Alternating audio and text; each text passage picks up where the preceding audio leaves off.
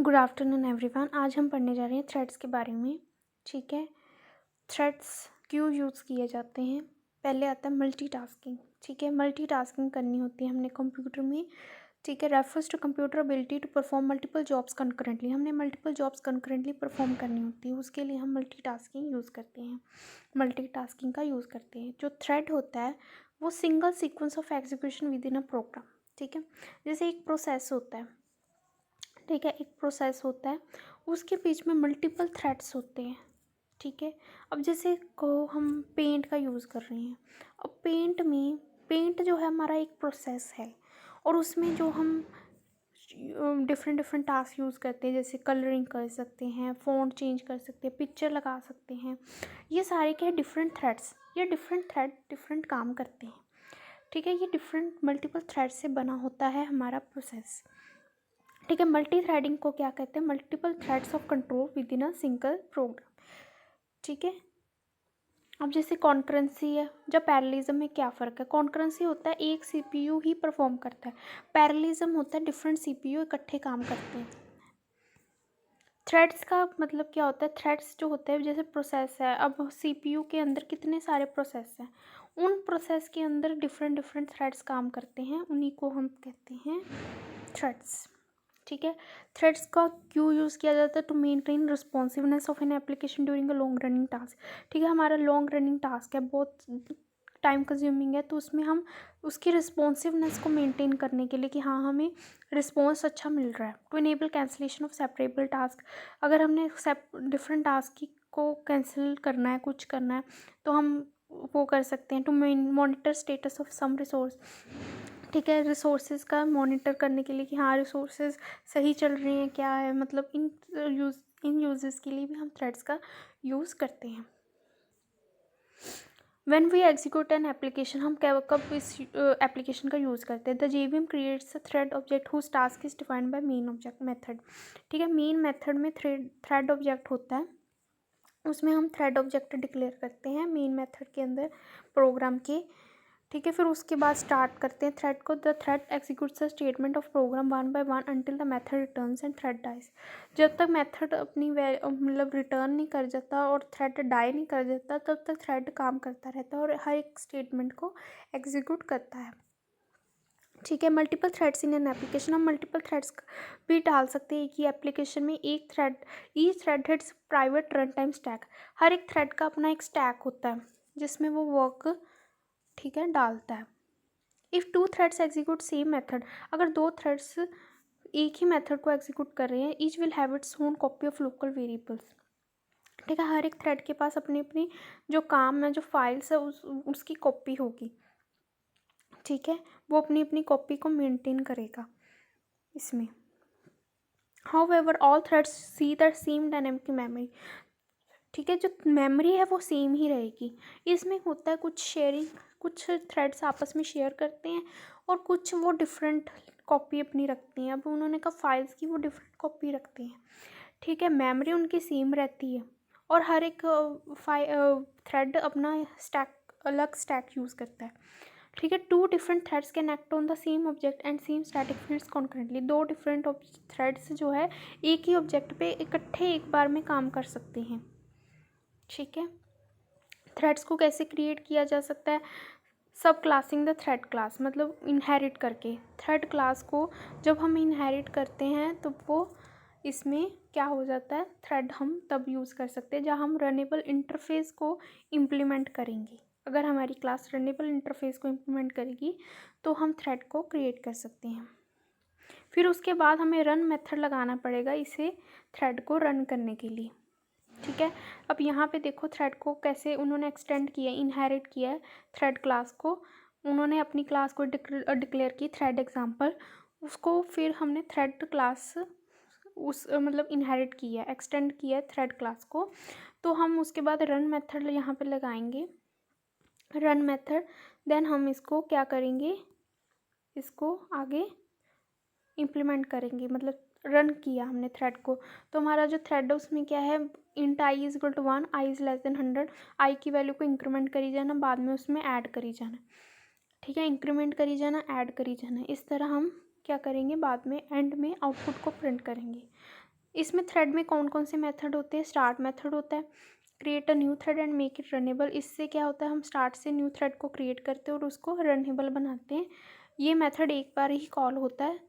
Void run, जब ये method लगता है तो उसके बाद थ्रेड स्टार्ट हो, मतलब लाइफ उसकी तब से स्टार्ट होती है, ठीक है, तब हमारा एग्जीक्यूट होना शुरू होता है। Void stop, this thread is being terminated, ये हमारे थ्रेड को ख़त्म कर देता है।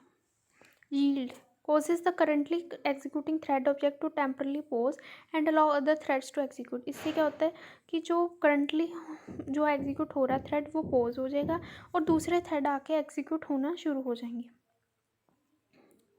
ठीक है। Allow only threads of the same priority to run, ये सेम प्रायोरिटी के थ्रेड्स को ही रन करता है, ठीक है।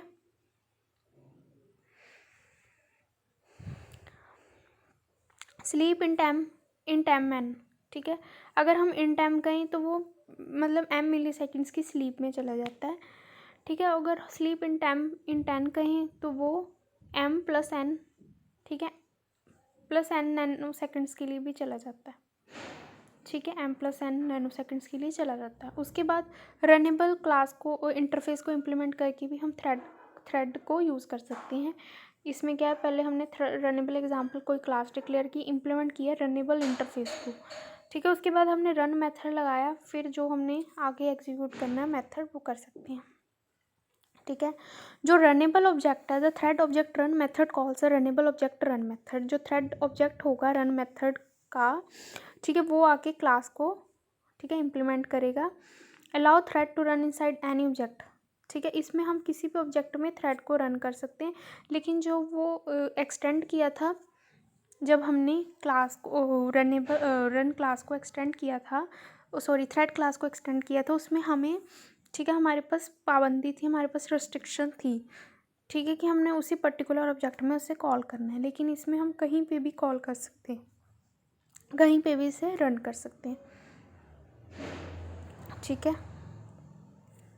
देन आता है स्टार्टिंग द थ्रेड। अब हमने थ्रेड को स्टार्ट करना है, तो हमने क्या किया, न्यू थ्रेड एग्जाम्पल जो हमारा यहाँ पे ऑब्जेक्ट था उसके ऊपर हमने स्टार्ट मेथड लगाया, ठीक है, दोनों पे हमने स्टार्ट मेथड लगाया, ठीक है। हमने एक न्यू क्लास बनाई, अब हमने उसको उस पर मतलब उन थ्रेड्स को स्टार्ट करना है, तो हमने एक न्यू क्लास बनाई जो हमने, उसके बाद यहाँ पे मेन स्ट्रिंग आर्गुमेंट, इसमें हमने आर्गुमेंट भी पास किया मेन फंक्शन में। देन हमने यहाँ पे जो दोनों क्लासेस बनाई थी उनकी ऑब्जेक्ट्स बना के, ठीक है, उनको उनके ऊपर स्टार्ट मेथड लगाया। अब ये थ्रेड्स जो हैं हमारे स्टार्ट होने शुरू हो जाएंगे, ठीक है।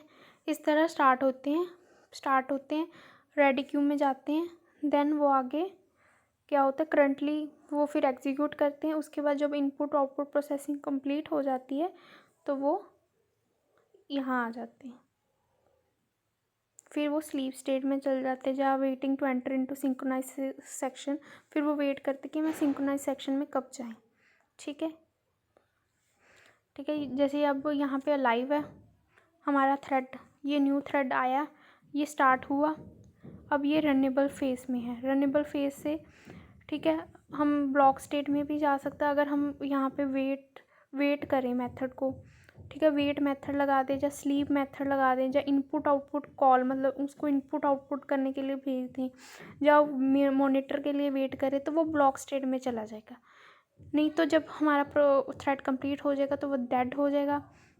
रन मेथड जब रिटर्न हो गया तो वो डेड हो जाता है, ठीक है। उसके बाद ये क्या हो जाता है, थ्रेड ख़त्म हो जाता है, ठीक है। ये उसकी एग्जांपल्स हैं। आगे थ्रेड को एक्सटेंड करके हम कैसे यूज़ कर सकते हैं, ठीक है। अब देन आता है हमारा शेड्यूलिंग हम थ्रेड की कैसे शेड्यूलिंग कर सकते हैं, कौन सा थ्रेड कब रन होगा, कौन सा थ्रेड बाद में रन होगा, उसकी शेड्यूलिंग कैसे करते हैं। Is the mechanism use to determine how runnable threads are allocated CPU time. इसमें दो होते हैं केसेस, एक होता प्रिमिटिव, एक होता नॉन प्रिमिटिव, ठीक है। प्रिमिटिव में क्या है, हम कभी भी किसी से भी थ्रेड, मतलब उसको अगर CPU मिला हुआ है उस थ्रेड को, तो हम उससे थ्रेड से CPU छीन के किसी और थ्रेड को दे सकते हैं। प्रिमिटिव का ये मतलब होता है। और जो नॉन प्रिमिटिव का मतलब होता है, उसमें हम जो थ्रेड है हमारा, वो हम क्या कर सकते हैं, नॉन प्रिमिटिव में हम थ्रेड को जब तक वो CPU मिला हुआ हो, जब तक थ्रेड का वो काम ख़त्म नहीं होता, तब तक वो उसे एग्जीक्यूट करेगा। ठीक है, जब उसका काम ख़त्म होगा तब वो दूसरे थ्रेड को देगा। लेकिन प्रिमिटिव में ऐसा नहीं होता, हम कभी भी उससे कुछ विद इन मतलब प्रोसेसिंग हम उससे लेके CPU किसी और को दे सकते हैं। ठीक है, preemptive scheduling, the thread scheduler preempts a running thread to allow different thread to execute. Non preemptive never interrupts. ठीक है, non preemptive scheduler relies on the running thread to yield control of CPU so that other threads may execute. ठीक है, starvation कब होती है? Non preemptive scheduler में को starvation, non primitive में स्टारवेशन हो सकती है। स्टार मतलब भूखा रहना। Runnable threads ready to be executed, wait to be executed in CPU a lot of time, maybe even forever. Sometimes starvation is also called a live lock. Starvation कब आती है? देखो, प्रिमिटिव में क्या है, हम कभी भी किसी से कुछ भी CPU लेके किसी और को दे दें, जिसको चाहिए ज़रूरी उसको हम दे सकते हैं प्रायोरिटी बेस पे। लेकिन नॉन प्रिमिटिव में क्या होता है, नॉन प्रिमिटिव में जब तक वो अपना काम नहीं ख़त्म करता तब तक वो उसके पास रहेगा, जब काम ख़त्म करेगा फिर दूसरे के पास जाएगा। ठीक है, ये क्या होता है, इससे क्या प्रॉब्लम क्रिएट होती है लास्ट थ्रेड के लिए। लास्ट थ्रेड स्टार्व करता रहता है, भूखा मर जाता है, वैसे ही उसको मिलता ही नहीं जल्दी CPU। ठीक है, फिर उसके लिए स्टारवेशन की प्रॉब्लम आती है। स्टारवेशन को हम लाइव लॉक भी कहते हैं। ठीक है, उसके बाद आती है time slice scheduling. Time slice scheduling क्या करती है, ये पीरियड ऑफ टाइम देती है, हर एक को टाइम स्लाइस देती है कि तूने इतने टाइम तक यूज़ करना है CPU।